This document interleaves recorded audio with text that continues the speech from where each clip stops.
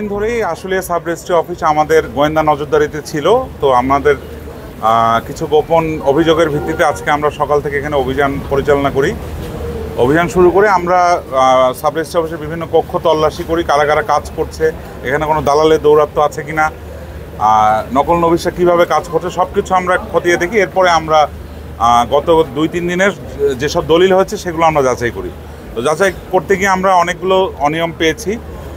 যেমন একটা আবাসিক ভবন থাকা সত্ত্বেও সেখানে ভবনকে হাইট করে জমি রেজিস্ট্রি করা হয়েছে। এখানে সরকার বিপুল পরিমাণ রাজস্ব থেকে বঞ্চিত হয়েছে।